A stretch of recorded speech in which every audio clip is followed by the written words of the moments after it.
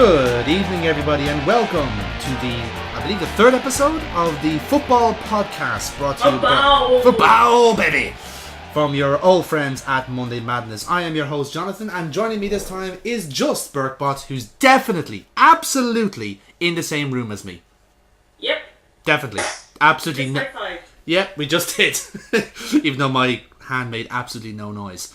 First of all, thank you all for joining us. If you have listened to our Premier League season review from last time, I'm sure it all went down very well for the 9 of you that listened. And this time we've changed tack and we're going to the Euros this time. Not physically, obviously. Neil is, but that's a different story. Yeah, that's why he's not here tonight. Actually, he is on the way to the Euros. The bastard.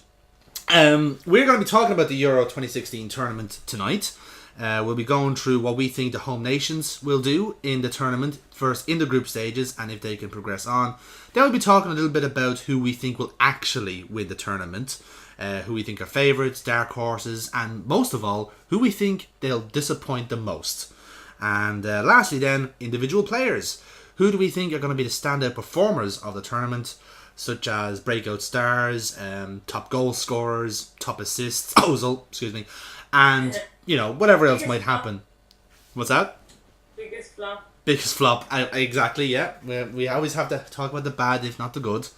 So, yep, that's all looking forward to in the show. But, as I said, let's get started. First of all, if you're not familiar with Euro 2016, it is starting on Friday the 10th of June, which is hopefully, by the time this goes up, 1 day away. And it'll be starting with the hosts France taking on Romania in the Group A game at the Stade de France in Paris. There are, I believe, 24 teams taking part in the tournament this season. It's an expanded format, which means that a lot more countries are taking part, obviously. Yes, which is still no Netherlands. Still no Netherlands. I know. They just can't get it right. They really can't get it right. I presume that's what going Dutch means, right? You just don't get it right. That's what it means, right? I'm completely oblivious to this. Yeah. Exactly, yeah. Cheers, thanks. I'm completely oblivious to these things, as you know. So the 24 teams going through, 6 groups of 4 teams. The winners and runners-up go through to the round of last 16. And then the best 4 of the third place teams then go through to that knockout stage. And there's a whole lot of permutations that are quite frankly too complicated to explain right now. Not boring at all. No, definitely. Because I'm looking at the regulations now and it's all perfectly streamlined in very plain English for me to explain. But I've just decided not to for sake of convenience. But just trust us on this one is that there's a good chance of qualifying for the round 16. Just take my word for it. So, with that being said, let's actually start off with the home nations. Maybe you can guess from our accents, but we are, in fact, Irish. So we have a vested interest in this tournament because somehow we've qualified for it. I don't know how, but we did. This is our winning it. It's just actually getting to go there. Yeah, it's actually just it's a victory for ourselves, just to say, oh shit, we're going to France. And also that we can, compete in the best France category because we tend to win those. It's like the only thing we can at football. Yeah, that's the only competition we win. It's just like, the Irish are great crack. Yep, I know. Shame we're only here about... Great flags. Yeah, lovely flags. Lovely puns and jokes that doesn't make sense to foreigners. Yeah. Yeah, they're all great. But, let's talk about the Republic then. How, first of all, Burke, how do you think we're going to do? Outright. Not well. Really? Yeah. Well, first of all, we're in Group E. With I can probably see where your point here. We're in a group including such teams as Belgium, Italy, and Sweden. So yeah, it's a valid point, and we have Sweden first of all on Monday the 13th. Mm-hmm. So it's a tough group to get out of, no doubt. Yeah, no, I don't see us getting anywhere near that. So you think? I think our aim should be that we do not have a negative goal difference in double figures. Wow! So you're not confident whatsoever in qualifying. That's okay. That's interesting. And what do you think is the reason for that? Is it just like poor squads, or just not able to do it in the major tournaments? All of the above, I suppose. Really? Yeah. We don't have the strength and depth that other countries have. We've got a couple of young players that have been given their shot by O'Neill and Keane in the last few, friendly matches and that, which has been great to see. And it's great to see that coming through, that we actually have talent coming through and not just workhorses. Yeah, I see your points, but you just think they don't have tournament experience, more or less. They're not equipped for it. It's like Italy, former World Cup winners. Yeah. Belgium, who are my favourites. I know we're talking about that later, but interesting. I can't see the Lukaku brothers and Hazard and De Bruyne not going into double figures against this team. It's that kind of thing. Like, it's just like you can even compare the teams. Like, Sweden has Zlatan, Italy has Buffon and Chiellini. Belgium has literally fucking every player from the Premiership, and we have Jonathan Walters. It is a definite gulf in talent. Look, we've got the likes of Seamus Coleman, who can dig us out and maybe not make us look embarrassing. Keane, if he gets playing, would be a boost just to see him play again, I think. I think so, yeah. And then, you've got Schlong then, Shane Long. The man of your dreams, yes. Definitely is a top player, and maybe this could be his chance to shine. Yeah, that's in the thing. Big tournament, and can, open eyes of other clubs other than Spurs signing him. Anybody but Spurs is what Rachel is saying. Yes. Yeah.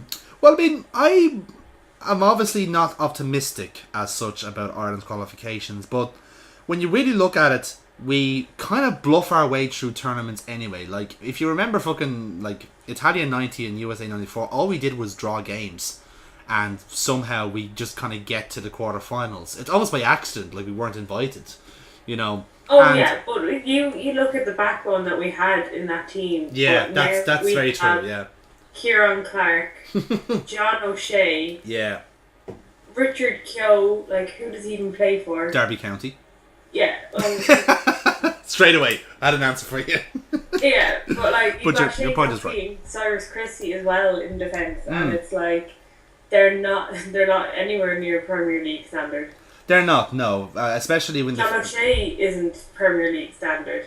The only person who can maybe see themselves definitely playing in the Premier League in our defence next year is Seamus Coleman. Yep, exactly.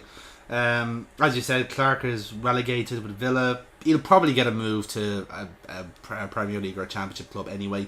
O'Shea, I think, is very much starting to... He's not. I don't think he's even in the factory. Oh yeah, definitely.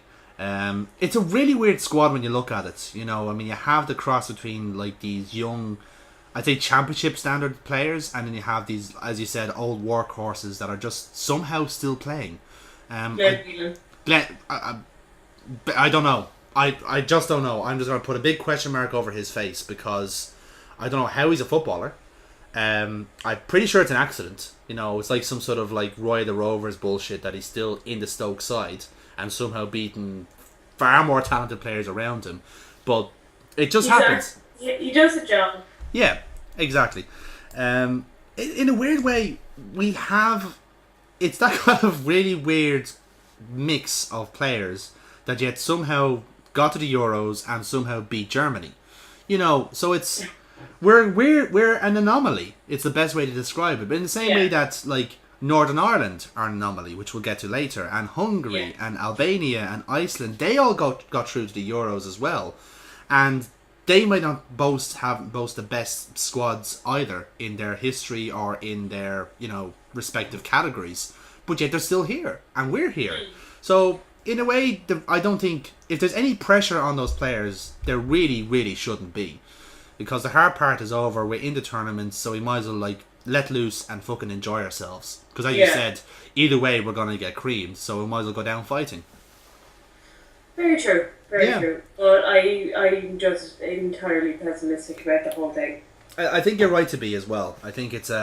in terms of, we're actually going to not make a fool of ourselves. No. But, we're going to have fun doing it. Well, like I said, it's funny though, because when you look at it, Sweden are a very limited side anyway. You know, they've really struggled to get through. I think it was like through the playoffs. I think against Serbia. I could be wrong about that, but definitely the playoffs, and they purely relied on Zlatan to do so. So if you, it's a weird thing to say, but imagine if someone like Kyo or Clark just sits on Zlatan all game. Then does Sweden have any other players that could step up? I'm just saying it's a hypothetical, but imagine if Ireland, if we get the 3 points against Sweden, then it's park the bus time for the other two games. That puts us into third or second and possibly gets us through. It's all potential, but as you said, we all have a right to be realistic about the whole thing. It could easily go wrong for us like last time. So yeah, I think it's fair to say both of us are going for a group stage elimination for the Republic. I don't think it's going to be as bad as the last time with Trapattoni, because we were just so grossly unprepared and the team were just not in a right state of mind. There was arguments and giving outs about team selection. Why isn't this player not playing and all this stuff? Yeah. I think we're in a better system now than we were, because obviously we're showing results of that. There are players being blooded in. Some outstanding players playing at the level, like Shane Long, I think is deserved recognition for that. Woo! And also he's Schlong. Yeah, absolutely. Schlong and Walters, I think it's crucial for us to have Walters there, because I think to be fair, he's the reason we're here, because very true. Yeah, he got us through Bosnia. Like I said, we don't think we're gonna go any further in the groups, but fuck it, we're there. We might as well have a crack and get pissed. I guess that's what Neil is going to be doing. Cunt. Yes. Probably starting already. He probably is, wherever he may be in Europe. We don't know, by the way. We don't know where he is. We lost contact with him. He's gone incognito for the entire month, so we'll just assume he's okay. I think we're relying on smoke signals the last time I checked, which is never a good sign. But let's move on now up the border. Let's talk about Northern Ireland, who are also in the tournament for the first time in I believe 30-40 years. It's an incredible achievement for a country that has such a small group to work with, and I think it just speaks volumes about the coaching and the training that they go through to be such a formidable unit. Let's be fair, like they did really well in the group stages for what they had. One of the things that I found interesting was that all of the managers that played against them came out saying that, whether they won or whether they lost, they said it was one of the toughest games, like whether Northern Ireland were playing brilliant football or they just took people by surprise. Yeah, absolutely. And I think they're definitely the surprise, I think, team to get into. I would go along with that, yeah, because you look at the players and when you think about it, there are a lot of Premier League players there. You have, I think Chris Brunt is in that team, Cathcart playing for Watford, Davis for Southampton, and of course Johnny Evans, let's not forget, for West Brom.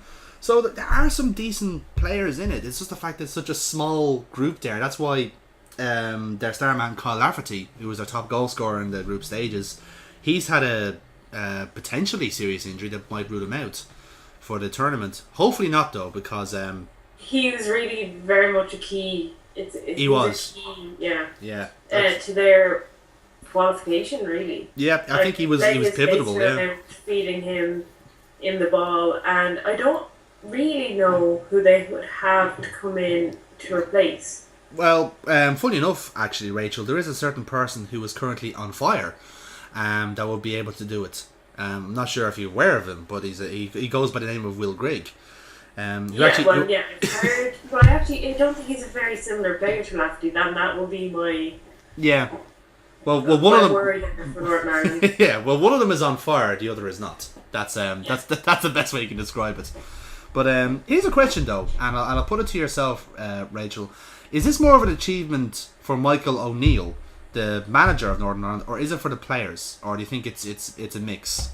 When you think Michael O'Neill, 2 years ago, was managing in the Irish League. Yeah, League of Ireland. Yeah. And then he left and went up to manage his country, and he was just all excited about it. Yes. And like within those few months, really. Yeah. He's brought this team to a major European international tournament. When they had no real right to be there as well. Let's not forget. Exactly, yeah. But Absolutely. I think that was one of the things with his teams in the FAI League of Ireland. They were always tough nuts. They were always very hard to break down. But they also did have a couple of nice moments where they would play, not exactly tick-attack football, but nice interplay between players. Yeah. And I think he's brought that kind of cohesion to the Northern team where it really was beforehand, kind of... Definitely, yeah. Hoof it up the top. Well, you do. For me, you always kind of see similarities. Of course, when we're talking about Michael O'Neill, you can't not mention I think it was a season where he got Shamrock Rovers into the Europa League, which is a huge achievement for an Irish club, which is basically an amateur league. Let's be delicate about this. Yeah. And the impact of that now has made Rovers into a very safe and infrastructured club.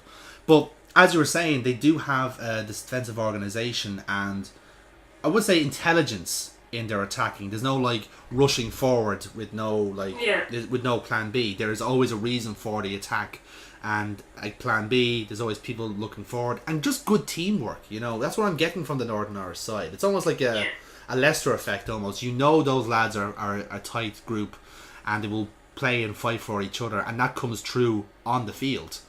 Yeah. But it's like, and I will say, apart from Germany, their group does look, it's doable against Ukraine. It's doable against Slovakia. It's doable against Poland. They do, whether it's scrappy 1-0s or whether it's 0-0 draws or whatever they're playing for, it's achievable. It's more achievable for them to get out of the group than I see the Republic getting out of the group. That's interesting. I would say, I think it's impossible for both teams to get through. Like Group C, which has Northern Ireland in it, has Germany, Poland, and Ukraine. I'm seeing Germany and Poland going through in that group, and potentially a toss up between Ukraine and Northern Ireland for the third place. But it's always the thing is, Northern Ireland, as you said, are a very defensive unit, and some countries cannot deal with that. Some countries want the teams to attack them first before they sucker punch them. And if they don't have that, then they're kind of stuck. They're like, what the fuck? These teams aren't attacking us. We don't know what to do next. There's no... Yeah, exactly. Yeah. So you never know, with Northern Ireland. They could, Jesus, could you imagine, a draw even against Germany would just destroy... would just send shockwaves around the world. It'd be extraordinary. And just one thing there, they've got Gareth McCauley, who is, despite being a defender, is actually quite a prolific goal scorer. Yeah, I believe he's I could be mistaken, but I think it's 5 goals for West Brom this season. I don't know if that speaks volumes about him as a defender or just how Tony Pulis deals with his sides. I don't know. I think it's a mix of them, really. But like I said, they just run with the threat of being hit but bacon in the shower. We're not letting that go, by the way, lads. That joke is every time we mention Pulis, we are mentioning the fact that he assaulted one of his players bollock naked. With a cap on, obviously. But yeah, like I said, the sky's the limit for, I think, both Ireland sides, let's be fair. We have a right to be pessimistic about the chances of both. I don't see them getting through the groups.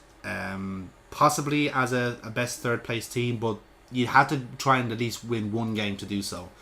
And for the Republic, you'd probably only have to say our first game against Sweden is the best chance to do so, unless Belgium just completely lose interest in football and Italy just don't know what to do anymore with football. And Northern Ireland, I'd say the best chance is against Ukraine, which I think is their third game, as far as I can recall. So it could be all over by then, you never know. So let's move on, then let's go across the pond and let's talk about Wales. They are in the same group as England alongside Russia and Slovakia. And I would have to say, this is probably the best Wales side that has ever been. And that shines through perfectly in the group stages, where they beat Belgium, I believe so, to qualify. Exactly, and they're made up, their backbone of their team is largely top Premier League team based. Mm-hmm. Which is always a decent sign to see in a team. You don't have a sporadic, Premier League player or, top flight, whatever country it is. But you've got the likes of like, just like I'm just looking through the team here, and like every one of them, I actually know their faces, which isn't always the case. That's saying something, yeah. And then of course they've got Welsh Jesus Joe Allen. Welsh Pirlo, please get it right. Sorry, no, Aaron Ramsey is a Welsh. Yes, not with that hair anyway. Jesus, the fucking state of him. I hope that doesn't detract from his football. I actually have him earmarked in my fantasy football team that I think he's going to do well. Well, we'll shall get to that at the end of the show. Maybe that was a bit of a spoiler, perhaps. No, I'm joking. Wait, of what course. do you mean this is live? What live? What? This is pre-recorded. Shut up. This was done 3 weeks ago. Not really, obviously. Like I said, it's a very solid team. I have to say, and I think Chris Coleman has done a great job just getting these lads to play together. It's when you have good players like this, it's great to say, oh yes, we qualified as the best team ever, but you still have to get them to play. You still have to get the best out of Gareth Bale and Ramsey and Joe Allen, the best player that Wales has ever had. And Ashley Williams, let's not forget, who's their pillar of defence. Yeah, exactly. Because when you think about it, for a long time, Wales were desperate to have Ryan Giggs playing for them to get them anywhere near qualification, and Giggs would always say, "Oh, my hamstring's a bit tight," or something like that. At least Bale is turning up. At least Ramsey and Allen and Williams, all these lads are turning up to play because they can see they have something here in this national side. And you know what? I have earmarked Wales as a potential surprise subject. I think they could really surprise a few people here in this tournament, just from the players they have alone. You look at the teams that each of the kind of big names play for, like Ben Davies, Ashley Williams, Joe Allen, Aaron Ramsey, Bale. Yeah, they're all top four sides when you think about it. They're with exception all, of Allen. as well as they play good football. Yes. They have good footballing, I don't know, heads on them. It's all... It's like what we said with Northern Ireland. There's an intelligent football with what they're doing. It's not just run up and willy-nilly, it's not punting up to the top man. It's being clever with what you're doing. And of course it helps when you have very talented lads like Bale and Ramsey doing that for you. Yeah. Definitely.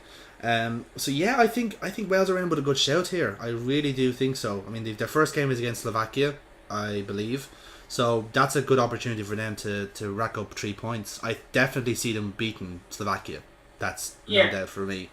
I could actually see Wales topping the group. That, you know what? I could go along with that. I think, like I said, they could build on the momentum. They have the best first game to do so, definitely. Because obviously England are facing Russia first. Which can be a bit of it's not a convincing win for England either. I'd say that could be more even than people give credit for. Wales can definitely surprise people with that. So I keep an eye on them, guys. I think Wales have a good chance. And also for the sake of just nostalgia between myself and Jonathan. Yes. Wales is also home to Oystermouth, a tiny village in the...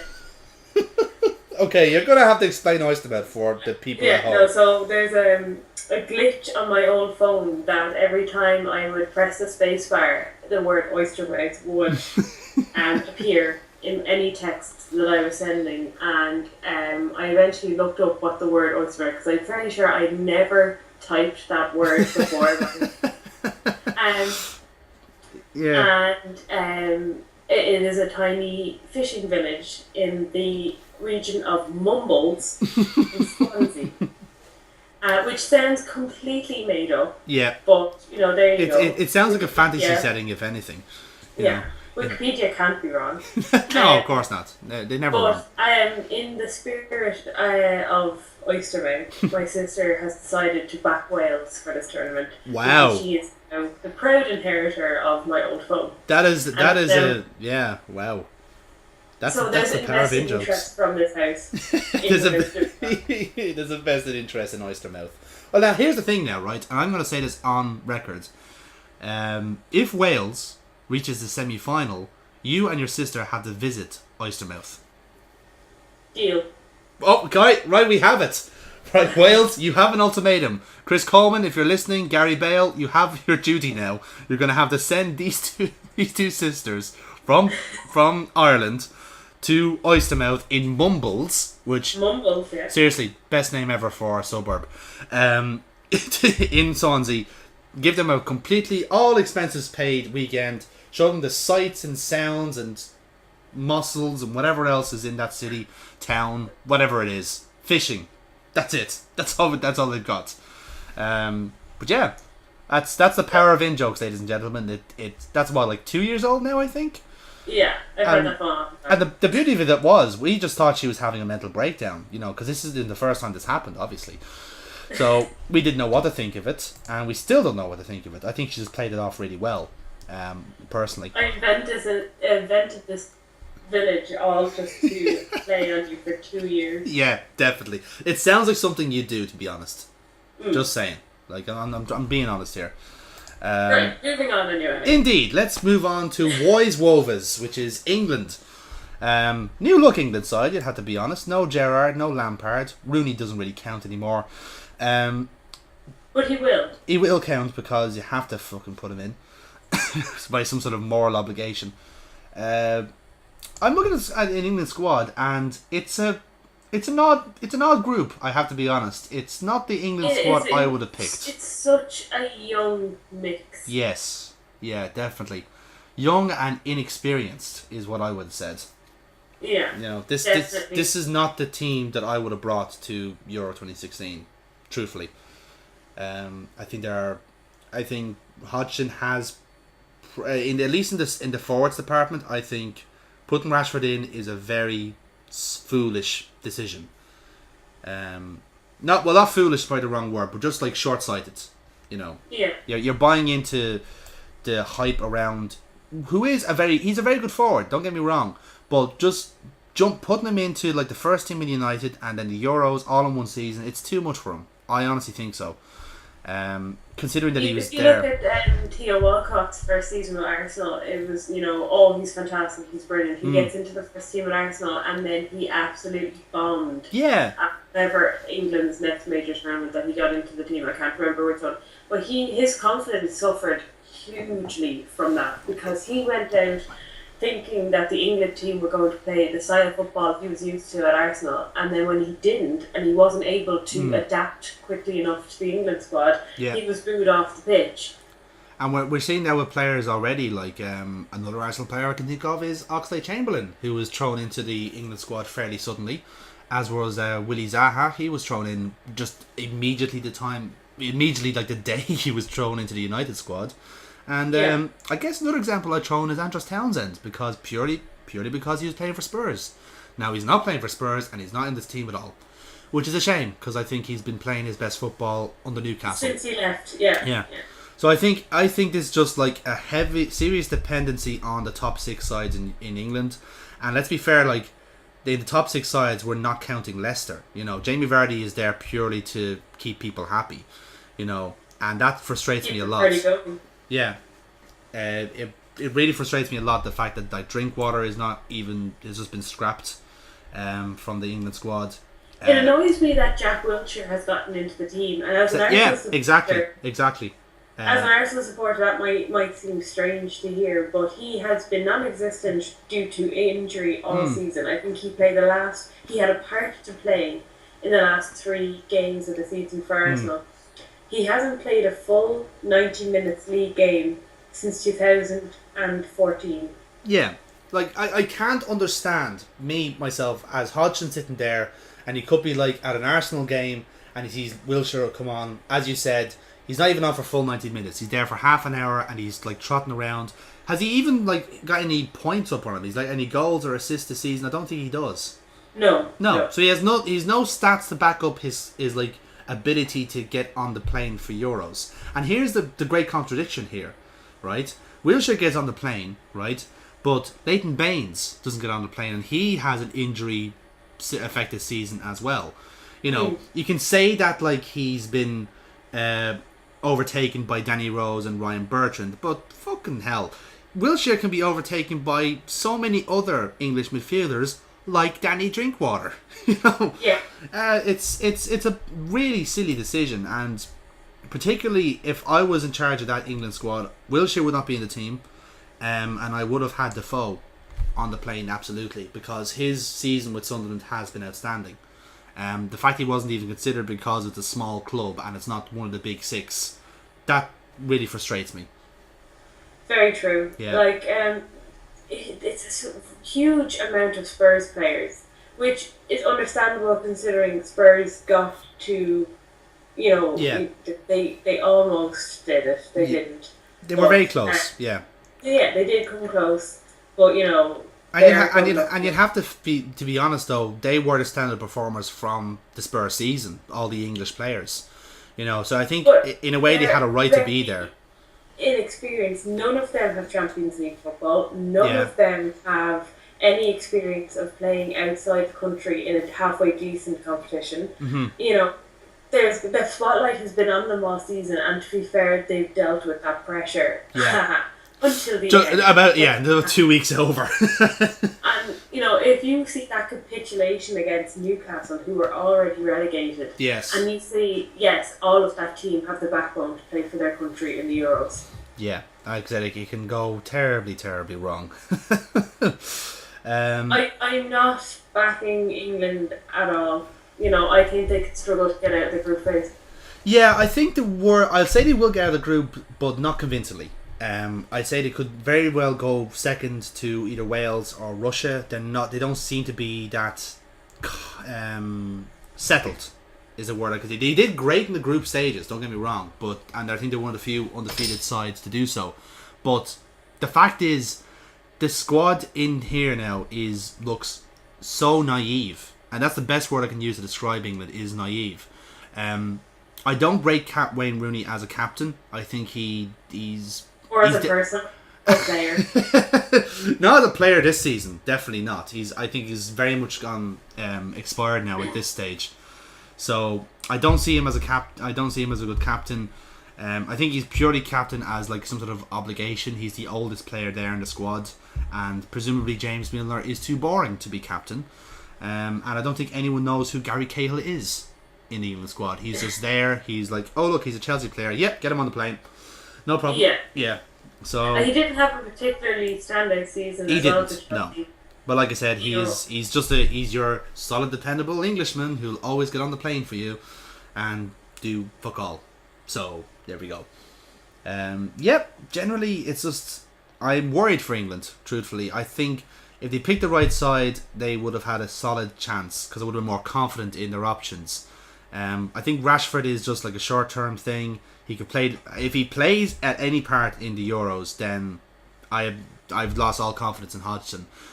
Especially, and even still, if Rooney plays up front, I've lost confidence, because outright, if you're going by statistics and going by form and going by the actual domestic league, you start up with Kane and Vardy and do not change from that formula.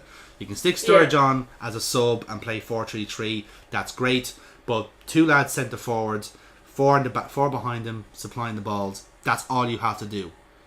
All this. I know in the friendlies they change up and change different formations and systems, but don't fix what isn't broken, lads. Just play your best players and just do it well. And play to their strengths as well. Yes, exactly. Because Jamie Vardy is not a fucking winger. I don't know who told Hodgson that. Like, oh yes, back in Fleetwood Mac, he played in the left wing. No, he fucking didn't. You are chatting shit, sir. And more than likely, England will get banged. Yes. Excellent ending to that. Absolutely. Right, so that's the home nations done. So, general summary is probably, I'll say... Yeah, Wales probably the best out of the four, I'd have to be honest. It's even weird saying that, though. It's like, Wales is the best out of the home nations. I said, are you sure, mate? Well, in UEFA regulation, or UEFA statistics, they actually are above England, I think.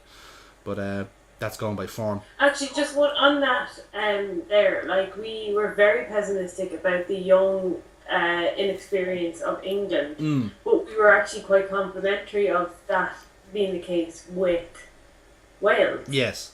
But I think it's just the fact that Wales have actually played as that unit a lot recently, whereas this is a whole new concoction of players that Roy has put together in the last month or so.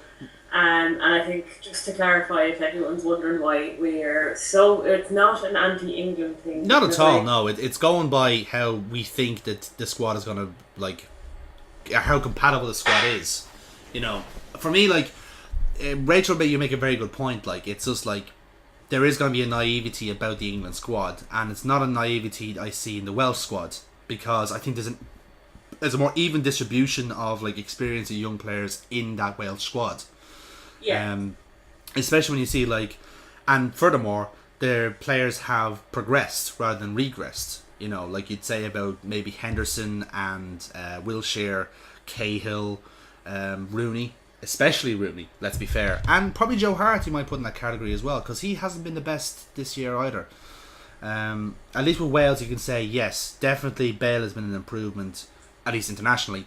Ramsey has been an improvement. Williams has been an improvement. There's an actual quantifiable, yes, you can see that they're getting better. And as we said, it could be any limit for Wales. Semi-finals, you get yourself a nice Welsh holiday out of it. I don't see what the problem is, quite frankly. Let's move on then from the home nations. Let's move on to the next part of our podcast, which is actually talking about who we think will win the tournament. So I was thinking probably pick maybe 3 teams. Earmark 3 teams we will probably say will win the tournament. Now, you, Rachel, have already said that Belgium are in with a good shout. Yeah, they will be my kind of. They're not outright favourites in bookie senses, but they are up and among the top choices and picks for in the bookies. Yeah, as we say, I would say on paper they look the best squad, just purely by the names in it. Yeah, exactly. So they would be my pick. Just if I hypothetically was to put a bet on it, I would go with Belgium. Yeah, no, I would. I definitely have Belgium in one of my top 3, especially just seeing how many top players are in that Belgian squad right now. They are just struck gold, and they're all just kind of in the squad at the right time. My only concern with the Belgian squad is if you saw them at the World Cup and you saw a lot of their big players Hazard and Benteke at the time, and Benteke was and Lukaku, let's not forget.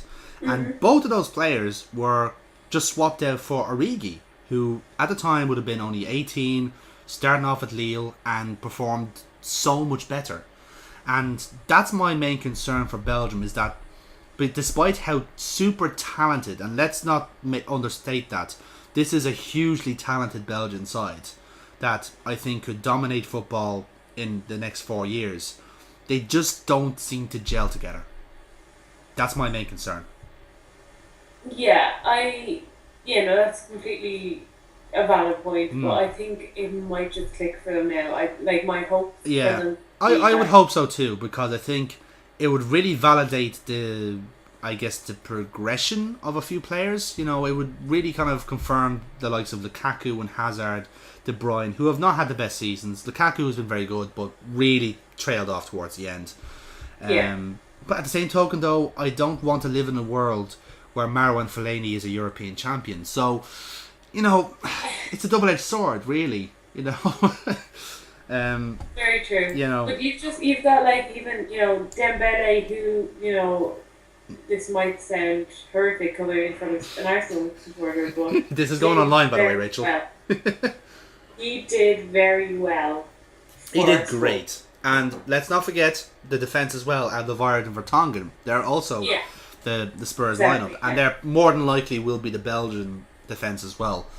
Like I said, there is a big contingency in the Premiership, and a lot of players that will be looked at by Premier League clubs as well, like Witsel, Batshuayi, the baby Lukaku, who is adorably a left back. It's just it's funny seeing big Lukaku, the big centre forward, smashing through defences, and then little tiny Lukaku who runs on the wings. It's real nippy. Yeah, real nippy little left back. It's adorable.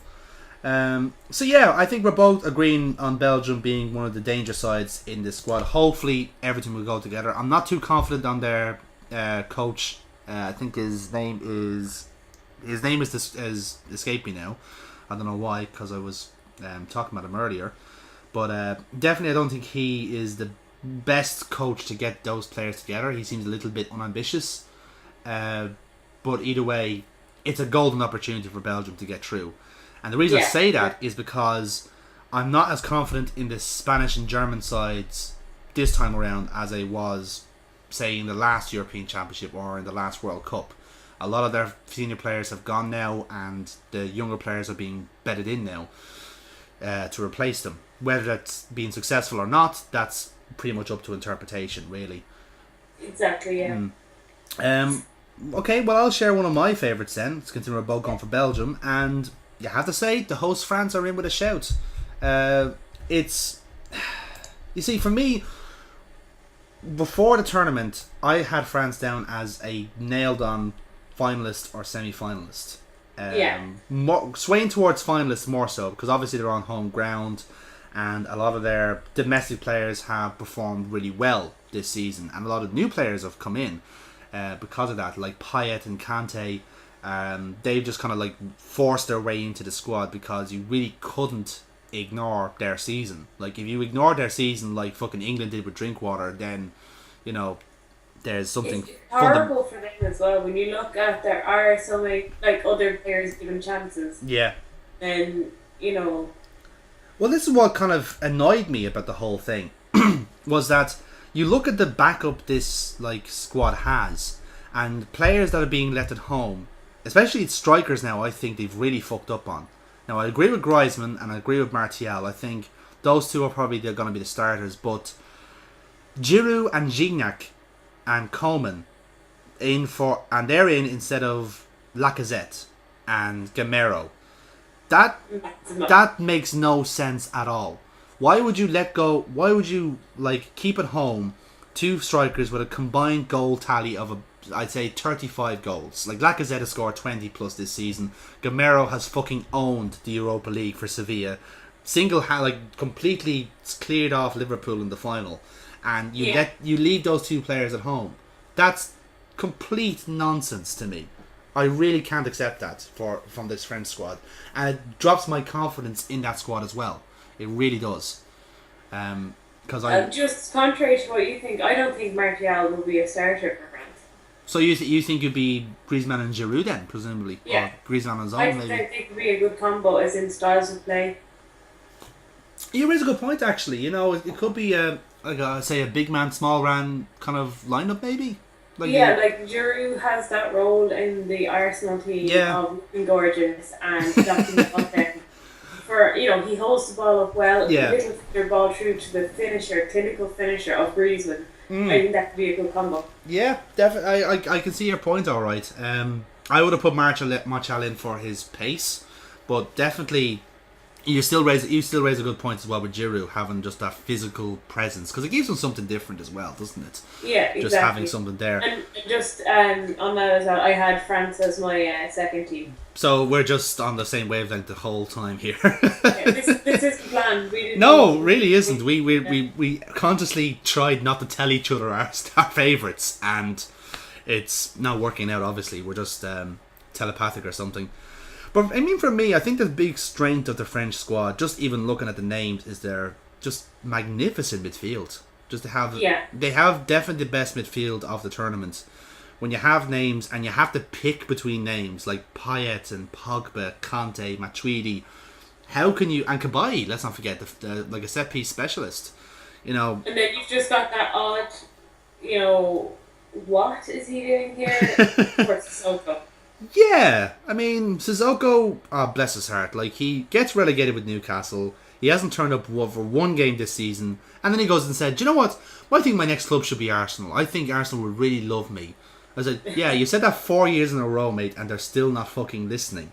You might want to try and actually play football, to try and entice them, or even try and sway a move. There's a reason you've been staying at Newcastle. Other than a relegated team. Yeah, exactly. There's a reason you've been there for 4 years, and no one fucking believes how good you are.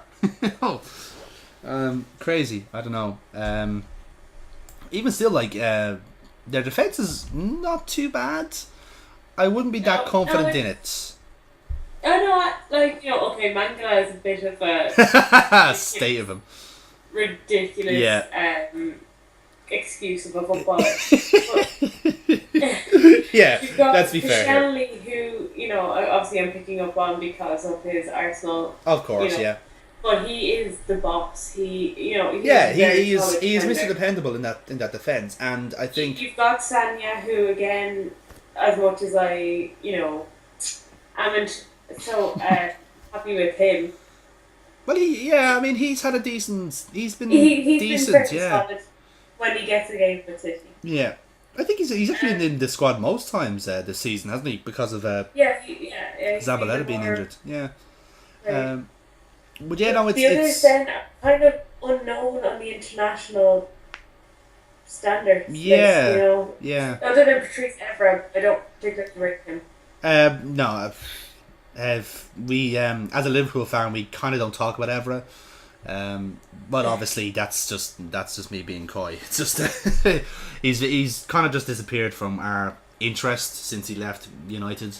I genuinely still consider him to be a bit of a moaner, but that's just my opinion, really.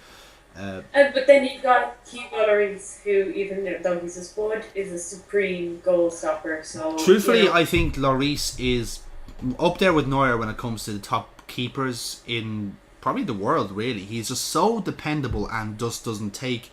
he used to take a lot of risks when he started at Spurs, but I think Pochettino has steadied him a little bit. He's not fucking rushing out and getting concussed every time a ball goes forwards. Yeah, very true. So I think he's become more dependable as a result. And even then you have a great backup in Mandanda, who's a really super goalkeeper, and I'm surprised he's still at Marseille. He's still a really... If you're looking for backups, you're not going wrong with the two that France has, like Mandanda, Costil. They're very good goalkeepers in their own right. Problem is, though, they're in the same side as Hugo Lloris, so I don't know how that's gonna help out. Yeah, exactly. Yeah. But yeah, I mean, the France squad, I was very confident in them going into the tournament, but Deschamps, I think it's Deschamps, isn't it? Or is it? No, it is Deschamps, yes. That's the national squad coach. Yes. I think he's made a few fuck-ups in selection. I think Rabiot should have got in because he had a great season with PSG. He's actually one of the only French players in the PSG squad. So the fact that you're not selecting a PSG player in, or at least some PSG players in your national squad, just kind of really proves how no confidence you have in this team that apparently are your champions. And somehow they have Kingsley Coman. Look at that. It's more of a reflection on the French league than the team itself. Which is curious, considering they have Saint Etienne players there, like Jallet, and fucking Marseille players like Gignac. He's just there. Yeah. Apparently, according to Didier Deschamps, Andre Gignac is better than Kevin De Gamero, who won the Europa League final, and Alexander Lacazette, who was second to Zlatan in top goal scoring. So figure that shit out, France. Obviously, duh. Yeah, obviously. Gignac has been great the last 5 years, right? I've never heard of him for a while. I'm surprised. Anyway, moving on. Yes, let's. Right, Rachel, what is your number 3 for your favourites? German. German. Okay, that seems fair. And pray tell, why are you going for Germany? Just sheer brute force. Just so much strength in numbers, I think is the best way to describe it. Yeah, they've got the likes of Ozil, they've got Boateng, who I think is one of the best defenders going at the moment. Definitely, yeah. They've got a weird mix up front. Muller, who can either be spectacular or be ridiculous. Yeah, depends on if he's wearing lederhosen or not. Gomez, who has dropped off the mark. I know he's playing in Italy, so I don't know whether he's just enjoying the sun but I think his quality of finishing has... Yeah, this just seems to be a serious weakness with the German squad, and maybe it's just me. Even in the World Cup, Muller is I don't think you really class him as a striker. He just tends to drift around like in midfield and on the wings. Yeah. He just plays everywhere else but centre forward, which is really weird. And then, like, obviously, they don't have out-and-out strikers, or at least they don't use them, considering that Miroslav Klose still got a game for Germany back in the World Cup. And if he didn't retire, he'd probably be still in this German squad. You know, it's that kind of... Much, there's just no one in to fill that position. In fairness, you could still have Klose just sitting in the box in the entire match, feeding off the assists of Ozil and Schürrle and...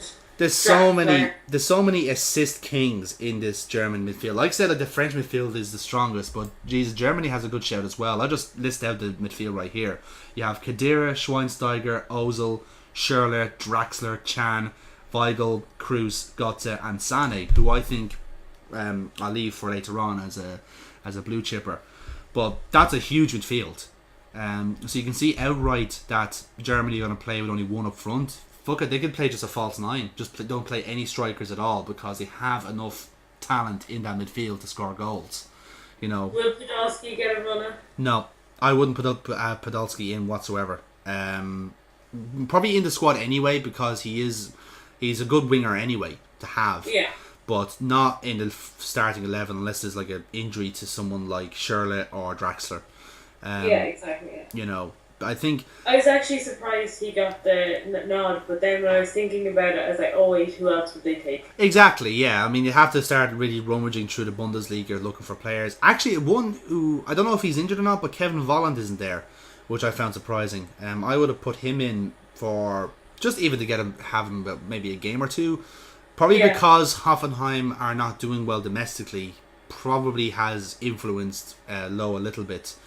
I think there's another player who I was thinking of that didn't get in. I think he's from Mönchengladbach. Can't remember his name. I think it's Dahoud or something like that. He's I don't know if I think he is German. Oh, he's only like a youngster. Considering that like the German squad do tends to take one or two young players in, and not like England and just fucking throw them into the limelight. You know, they actually try to be sensible with their young players. Like Kimmich is there. The development of their squad, and look where that's got them. I know, it's like that's fucking logical or something. Like what even is logic in football? But yeah, like it's a different team to what we're used to seeing. Especially, I think in defence is the biggest changes, considering you have no Lamb and no none of the big like leaders in the squad. Schweinsteiger's still there, but I really don't think he's going to feature. It is a very different German squad. And as we saw in the group stages, are a bit hit and miss. Let's be fair. They didn't set the world on fire, and let themselves down a few times. Injured as well. It could, you know. Right. Yeah. Exactly. And they do have two. It looks like they have two centre backs injured. I think Rudiger pulled out of training. I think he might miss the tournament. So they'll have to ask for another replacement. Not sure who they have on standby though. I can't recall. I'm trying to rack my brain now thinking of a German defender that's not those four lads. My brain is betraying me. Yeah, I can't particular. Unless you're thinking of Rob Huth. Yeah. Oh god, that would be a great crack, wouldn't it? Just having Huth in the German squad. Fuck, at least Leicester City players are getting rewarded for getting international squad. Hodgson. I'm not giving up on the Drinkwater thing. He should be in the squad. Like, this is ridiculous. We're still going to keep coming back to it during the show, but Germany's a good show for the tournament. I think they're definitely going to be up there. They have a deceivingly difficult group, but I think they can definitely get through it if they are doing well. Also, they just got that winning mentality. Yeah, they do. That's true. So that's I'd probably have to go for Germany as well. Not too confident in Spain. They'd probably be the fourth favourites for me. They're not the same force they used to be. A lot of their senior players are gone, and the players that are there are just not quite up to scratch. They're not there yet to replace them. Yeah. And there's a lot of like new players in the squad as well. I think just off the top of my head, there's a lot of new forwards like Alcacer, and I think Alcacer is in the squad anyway. Nolito, Morata, who else? And then you've got Hector Bellerin. That was really surprised me. I have to be honest. I wouldn't have brought him into that early. especially considering that with right backs, Spain has a lot to offer. I'm very surprised he got in. Truthfully, I think he's just a little bit too young for it. Yeah, no, I can agree, but at the same time, I think he deserved the reward for the outstanding 2 seasons he's had at Arsenal. He has progressed very well, I will admit. Yeah, he's our first choice. Ahead of the more experienced Debussy, and then ahead of the much, fanfared Can't Draw Cats Chambers. Yeah, I think that's the reason he's a favourite, is because he doesn't know what cats are. Bless his heart. Very true. And let's not forget Carl Jenkinson as well. Top banter. Yeah, exactly. Yeah. So I'm glad to see him get a shout out. I think that'll do. Once he stays out of injury, which I think don't jinx it. Don't jinx it. I think it's a good thing for him to get experience. I think he can only grow from it. Yeah, possibly. I mean, it's a good experience for him anyway. I'm not discounting that. But like I said, Spain has a bit of a they have a point to prove. Like, they just capitulated so wildly in the World Cup. I would have thought that Del Bosque and the general Spanish side would have made it like their personal mission to prove everyone wrong. I'm not too confident in this squad though. I mean, they've missed out on a lot of players I think could have done a difference for them. Mostly defense though. I think Mario Gaspar should have absolutely been in this team. Maybe at the expense of Bellerin or Azpilicueta, because I think he is a very good player. And Saul Niguez, let's not forget, who scored the what would have been the winner in the Europa League final. A lot of Sevilla players not getting the nod here, actually. Yeah, I'm very disappointed. Which was very strange. Yeah. And you put likes of Koke and who else did I there? Probably Koke's kind of big one that I was glad to see him, because I actually quite enjoy him as a footballer. Yeah, I'm really curious. I'm not very happy with their forwards, actually, now that you mention it. Vasquez, who plays for Real Madrid now, I think. But I think he was at Swansea, or could be thinking of another Vasquez, and just did not do anything. He looked completely out of his depth. Adjuiz is like a Spanish Ricky Lambert, is the best way I can describe him. He's like 33, played for Bilbao, had one great season, and will now probably go to Liverpool and fuck up everything. Not really. But yeah, I think he's just in purely out of form. But still, it's a not great strike force for Spain. Truthfully, all their talent is mostly, at least up forward, it's Morata. That's their danger man, because of course he is. And a lot of talent is in midfield, but I'm not too confident in them, truthfully. I don't think they're going to really get to the final. Possibly semi-finals, maybe quarter-finals. But honestly, I think the top 3 you mentioned already, they're the ones to watch out for.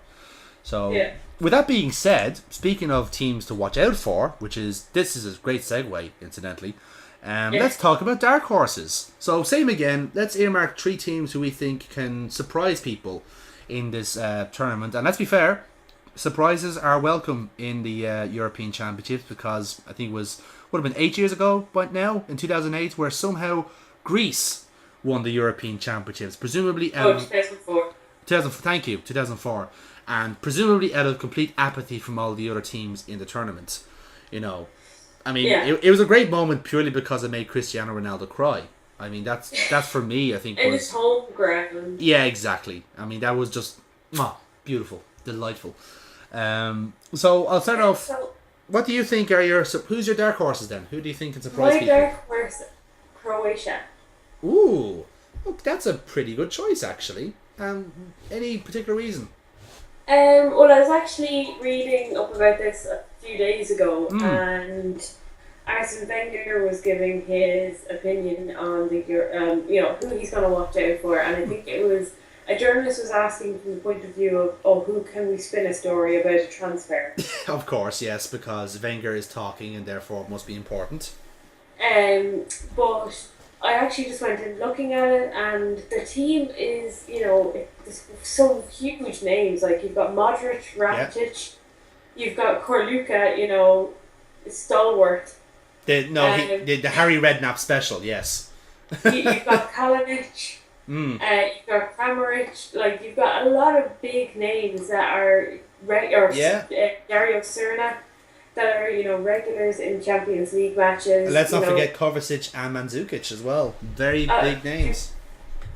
Exactly. So, there are huge names that maybe wouldn't be the first to spring to mind in terms of, a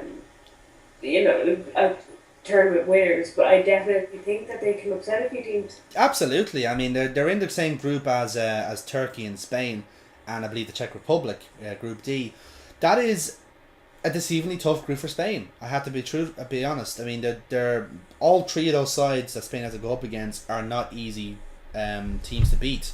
Particularly Turkey, I think, have, again, same way as Croatia, have a few of those kind of special players that can change things. Czech Republic are a very defensive unit as well, and as you said, Croatia are just fucking blessed with these creative players in midfield, and Mandzukic, who I think is guaranteed to score at least 2 or 3 in this tournament, no matter where they end up group stage wise. And as we saw, just even from a personal thing, the last European Championship we faced Croatia, we got fucking creamed. So we know exactly how good they are. And that team has not changed that much over the 4 years. Obvious exception or omission from the squad actually is Dejan Lovren, and the reason he's not in the squad is because of a big argument with the national team coach, which is a shame really. I think he's really kind of fucked up his own chances after what was a much better domestic season. And looking at the defense for Croatia, they could have really used him. It's not the strongest defense, but it could certainly be reinforced by having someone as defensively sound as sorry for saying that out loud, as defensively sound as Dejan Lovren. Yeah, no, that has been the thing this season for Liverpool, and I still can't believe it. I know, right? It's still happening, and we're just accepting it. We just think it has happened now, and we're just going along with our daily lives. So that's Croatia. Me personally, I like to go by form when it comes to my dark horses, and there's just 2 in particular I want to pick out. The first one is Austria. Okay. I wasn't expecting that, but okay. Yeah, I mean, it's the same thing with all these kind of very robust teams. They're not blessed with a full squad of great players, but they have very crucial players in crucial positions. Their defense is pretty decent, I must say. They have very tough players like Dragovic and Fuchs, Wimmer, Klein. Dragovic, you're a giant fanboy. I do like Dragovic. I have to be honest. I think he's a decent ball playing midfield defender. I think he's angling for a big move. I don't think he'd be Premier League as such. I think he's playing in Fiorentina at the moment, but definitely I think he'll be courted by a bigger team, either this season or next season, and is very young as well. He's only 23, 24, so he has a lot to grow. And then of course you look at these players as well, like Alaba is in the team, and Junazovic is there as well, who's a very decent player. And you have this and let's not forget Arnautovic from Stoke, who's had a super season and just continues to perform for Austria every game he plays. And then you have a big strong man like Janko, who's up front, plays for Mönchengladbach. I could be wrong about that. I know it's a German squad German team he plays for. So again, crucial players in crucial positions, and that's what has got them to the dance. So and they're in an easy group as well. A very, very doable group. They're only in against Hungary, Iceland, and Cristiano Ronaldo. So yeah, that's very true. As for Switzerland, same case really. Crucial players, crucial positions, and some really, really safe hands. Goalkeeper wise, you have a choice between Jan Sommer and Roman Bürki, who is I think the Borussia Dortmund goalkeeper. He kind of interchanges with Weidenfeller, because they have this kind of weird you play domestic games, he'll play cup and international things. It's a really abstract thing that Barcelona thought of, and now everyone else goes, great idea, let's do that as well. That kind of shit. But it's some really top players, super talented. Rodriguez is one of the top fullbacks in Europe. He's definitely gonna get sent. His agent is going to be like getting so many phone calls after this tournament. Xhaka, obviously, new Arsenal player, £33 million. Yeah. Xherdan Shaqiri, who is a. I'm not sure who he looks like. I'm stuck between either Fraser or Rubens Barrichello. I can't tell which one, but he looks like somebody like that. But still, wonderfully talented player, and still shocks me to this day that he's playing for Stoke. And then just like their strikers are very young. Actually, they have a very young strike force. FUWBAWLL has been tipped by many pundits to surprise people in this tournament. I think he's 19 years old. He's only declared for Switzerland recently. He's supposed to be from Cameroon, but is declared for Switzerland and is like blessed with raw pace. Just like such a fast player, and has done very well for Basel. There's another player there, I think, is Tarashai. He's now on the books at Everton, and he signed there in January. So he's probably going to replace Lukaku when he eventually leaves. Just crucial players in crucial positions for Switzerland. So I keep an eye out because they can definitely get out of Group A because they only have Romania and Albania to beat. That's my dark horses. I don't know about yours, Rachel. And then my last one was Poland. Yeah. Well, they were in our group in the qualifiers. I don't think we bet them. I think it was a draw and a loss, wasn't it? As memory serves. So just in terms of they've got halfway decent goalkeepers. Yeah. And a good choice of goalkeepers.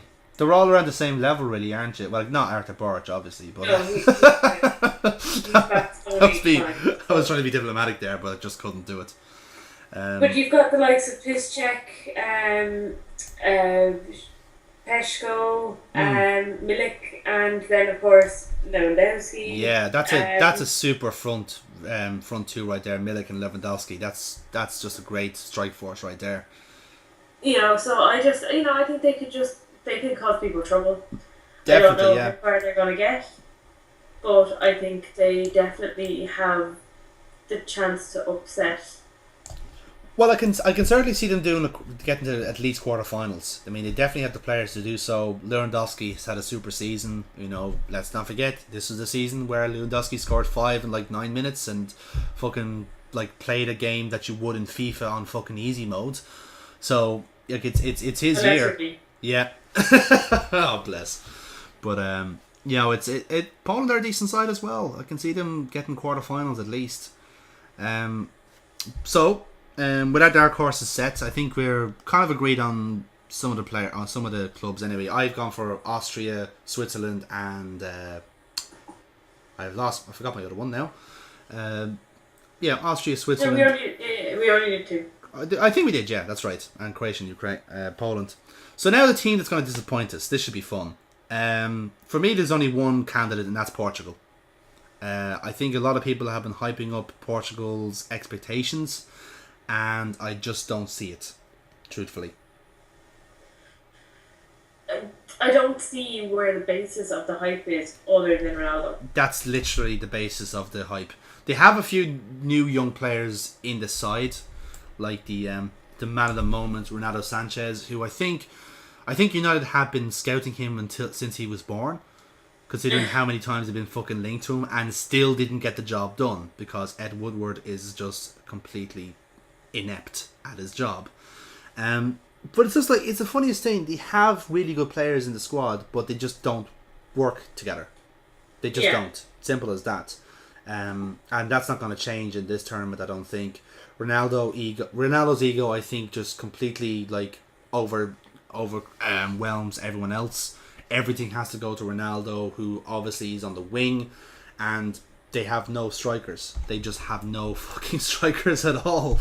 I mean, when you're asked to go for, we're looking at the UEFA website here, and UEFA is going by is interpreting Nani and Ricardo Quaresma as Portugal's forwards, and Eder, who just, I think, was quietly snuck out the back of Swansea's training ground one night and let go away to Lille because he was fucking desperate. It's a very poor strike force considering how talented the rest of the squad is. Well, I wouldn't even like. There are some very popular players, but whether they're actually got that strength and depth. Yeah, that's the thing. You know, it's Coutinho is probably their best midfielder there. Yeah, it's always that funniest thing. He's a really good player, but as it's the same thing with Portugal, the big players do not turn up for them, and they're just kind of left stranded, really. So that's why I'm not too optimistic about their chances.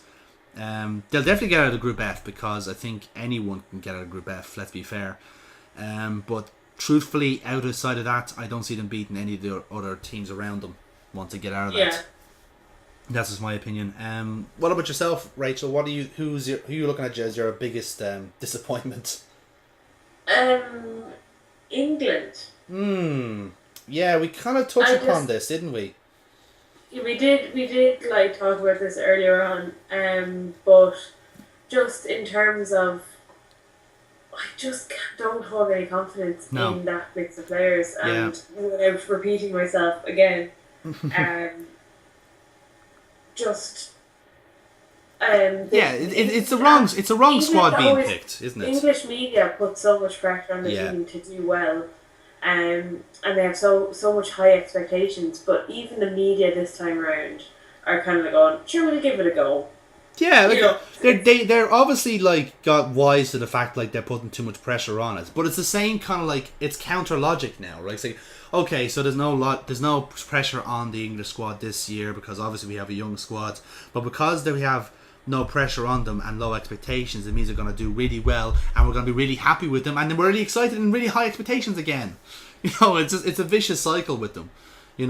Even you look at the 24-hour coverage of whatever fucking England tour bus they have. You have guys like Sky Sports reporting, yes, we can confirm.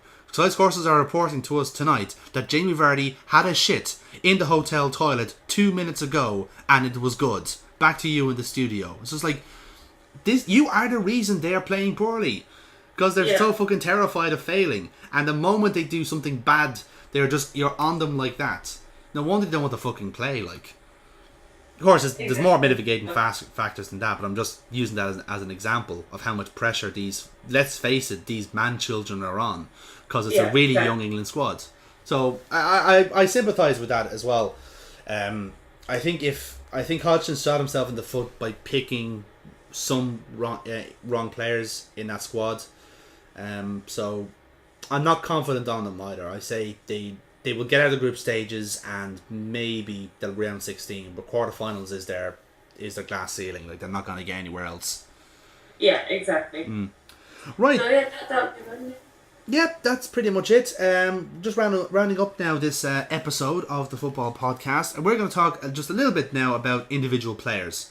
Generally, there's always a few that are brought up by people who think, you better keep an eye out on these guys. Like, they're going to have a very important tournament, as the phrase is used. So let's talk about that. Let's talk more on a domestic front then, first of all. Ireland, England, Wales, Northern Ireland. One individual player needs an important tournament, to use the phrase again? Rambo. Okay. Is that now from a club perspective or just generally for his stock? He started off when he was very young becoming Wales captain, and then the captaincy was taken off him, which was a huge blow to his confidence. But I think his club form has been, it's been consistent this season. Yes, but not spectacular. Not spectacular, but consistent. Okay, that seems fair. So I think maybe he needs another good boost to kind of just bring him back to his spectacularness. Yeah. Well, to be fair, he is playing in a squad that will complement him for that, wouldn't he? He's a shoo-in to get into the squad, and a lot of it is going to be expected of him as well. Yeah. So that's a very good point as well. I have one in mind as well, not from the Welsh squad actually, but from the England squad. Might be a bit of an obvious choice, but Harry Kane. Kane has been superb domestically. I don't think there's any denying that. And he's very much just like forced his way into the national squad, much like Vardy. Let's be fair. This point can go for both of them, because there are clubs watching both players. If Hodgson is like as capable as he thinks he is, and as capable as we're not giving him credit for, these two lads are going to have a really important tournament. And the reason I'm saying that is because, first of all, they need validation.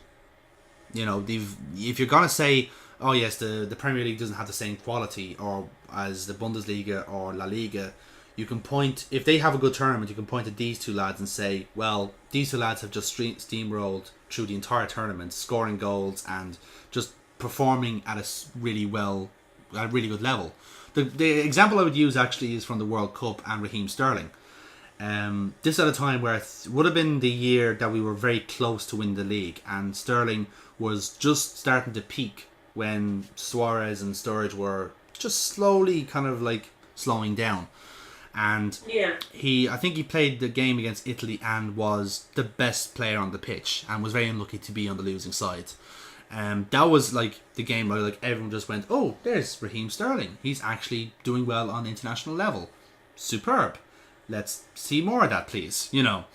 So I think it's the same example here for Kane and Vardy. You know, you need to show people that you're not just like a domestic flash in the pan. You can do it on an international level where there's, as we said, more pressure on you from the media, more pressure from international media as well.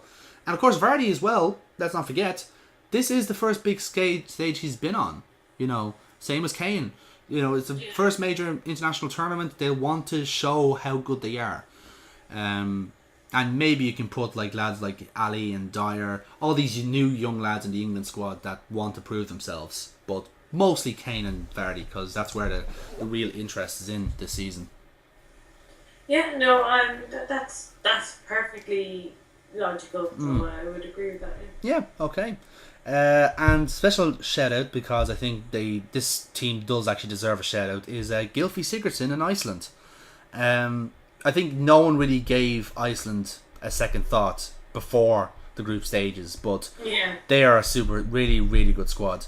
Again, no real flashy players with the exception to Gylfi, or Ziggy Stardust as we call him. not even joking about that, by the way. We do call him Ziggy Stardust. And he's been a standout player for them, and is like, you see how he is at Swansea and how he's just kind of like, at least at this time he was not performing well, but yeah, when he goes at Iceland, he is like God's gift to men, to Icelandic to Icelandic men, and you can see why. You know, everyone plays towards him. He is there. I think he's the captain as well. So I think if he has a good tournament, then Swansea are in trouble, because I don't think they can really stop people knocking at the door looking for him. And the gas thing is, I was just looking at the Iceland squad there. Eidur Johnson is still in the squad, would you believe? I think he's like semi-retired now, or at least playing on Bolton, which is more or less the same thing.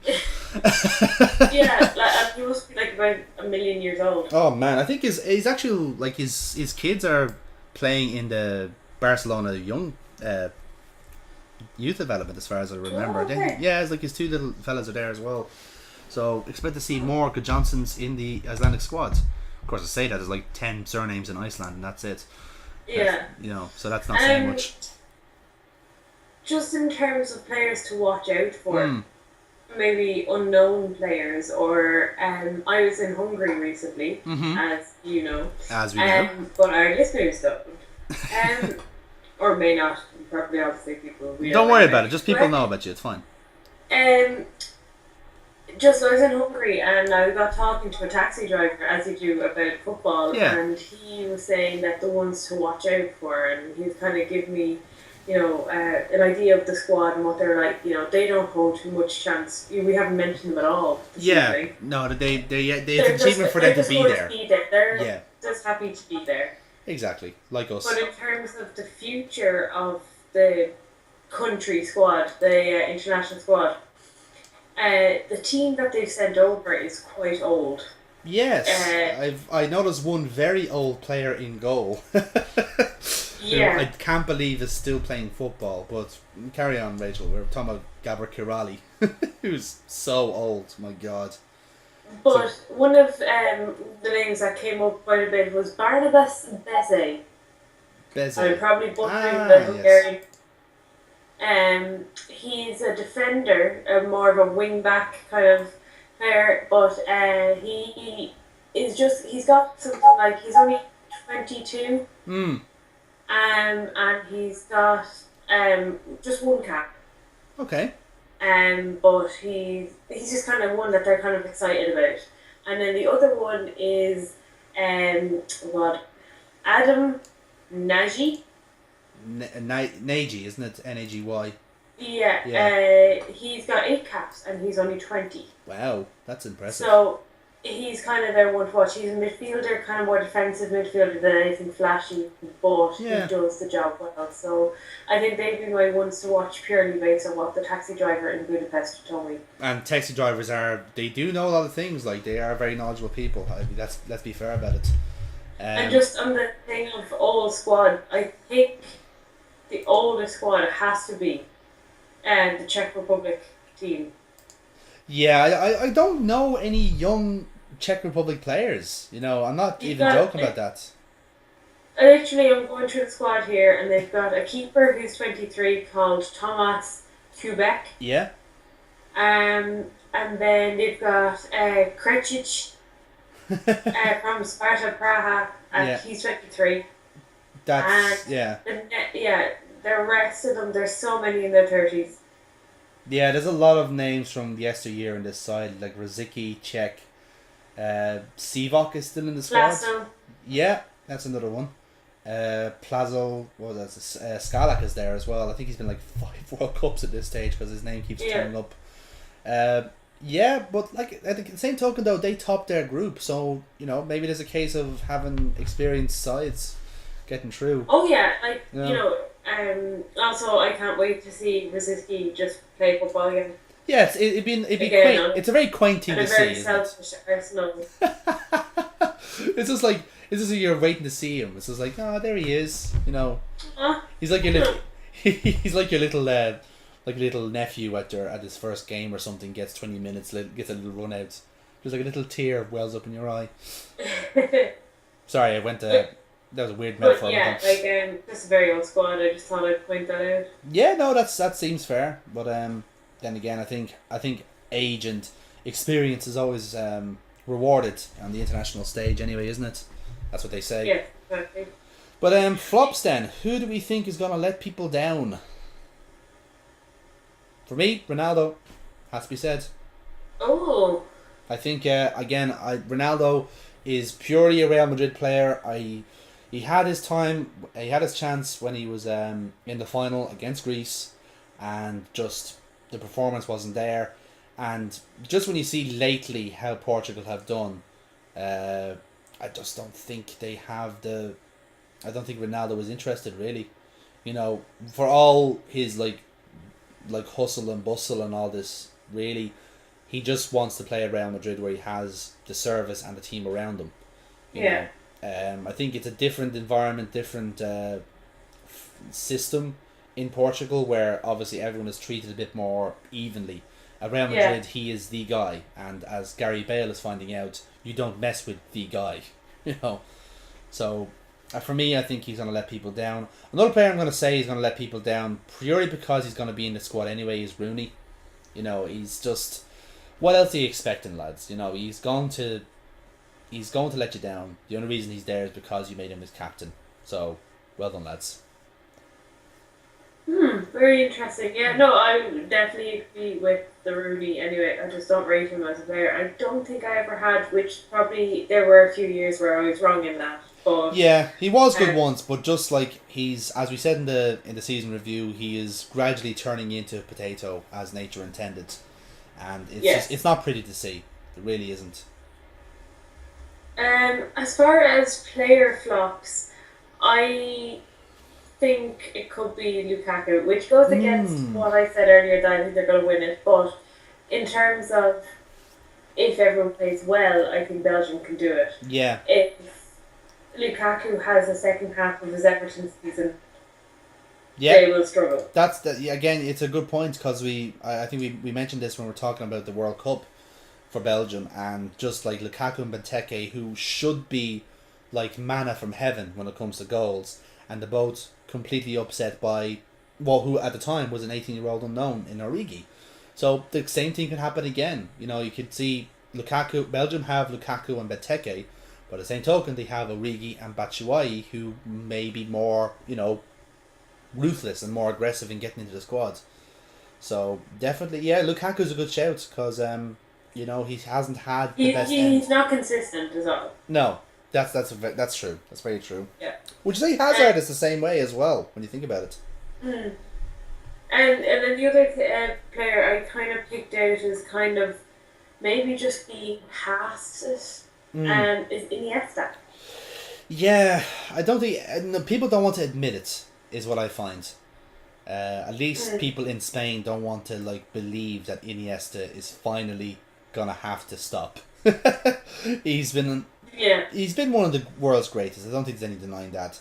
No matter what you may think of his curious hairstyle, but he has been one of the great servants of international football. At least 108 caps by now. Could easily be 110 or 111 by the end of the tournament.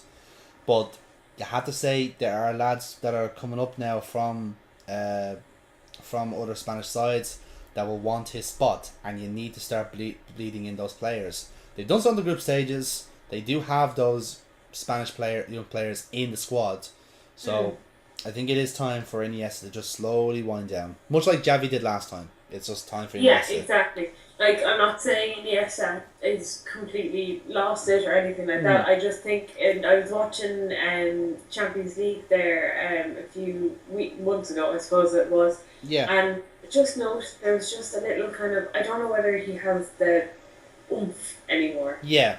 It was kind of half, maybe 3/4 paced passes, and he was kind of 3/4 of the way playing. He wasn't at full tilt. Yeah. And, there could have been other circumstances, but that just stuck out in my mind then when I was thinking of what players may not be to the best of their abilities or... Yeah, so definitely. I think we're both... Again, it's the same thing with these kind of old players that were always great, but it's always a bit sad to see them decline, but it's a natural thing in football. You always need to wind down eventually. So I think it's fair to say. It's the same thing with us, actually, Robbie Keane. I mean, Robbie Keane has been superb for us for nearly 2 decades now at this stage. But it's just the fact that he's 33, 34 at this stage. Shay Given's the same way. They've been great servants for the country. But it's just the fact is that there's younger players coming up now. It's just a natural cycle. Can't keep up with the young kids, Well, it's the case that there's young kids coming up because other than Schlong in the forwards, you don't have a finisher. That's true. Yeah, that's probably why he's still there. Is the thing. Yeah, we don't have anyone, and we haven't had anyone close to that. No, that's and I won't even say Schlong is close to that. He's a totally different type of player. Yeah, definitely. He's not an outright finisher. He's the what's the word? He's a terrier. I guess the best way to describe it is a presser, whatever, energetic counter attacker. There's so many words you could use for him. I guess poacher, maybe. I don't know. But that's really it. Really, that's all we wanted to talk about at this stage of the tournament. Again, as of recording, we're 2 days away. This will hopefully go up a day before the tournament. We just missed the live David Guetta concert. Oh no, I'm absolutely devastated. I'm fairly sure I was meant to be on tonight anyway. I hope he plays that one song that everybody knows. The one with the drum beat in it. Oh, and the bit where it drops. Yes, exactly. Yeah. I love it, that part when you're always expecting it. I find, Yeah. Yeah, definitely. Right. Well, that is it then for the football podcast. We're actually finishing on time for a change, which is a revelation for us. We have 1 minute to spare. Yeah. It's mostly Neil's fault, really. We can do it in 90 minutes, but it's Neil that adds the extra 2 hours. Mostly from him being Neil. But bless his heart, he's fucking hell, whatever it is, some sort of phrase we can use for him. But yeah, that's it. Right, let's finish this podcast before we actually do go over time. I've been Jonathan. I've been Bertha. You have indeed. And we will hopefully see you at some stage during the tournament for a mid-tournament update. Hopefully, maybe around after the group stages, maybe. We might break down the matches, what we thought of it, what we think will happen then. And then hopefully, once the tournament is over, we'll do a bit of a, as Neil called it, an autopsy on the tournament, how we thought it went, and who we think, if it's a rightful winner or not. But that's all in the future, so thank you very much for listening, and we'll see you hopefully soon. Bye!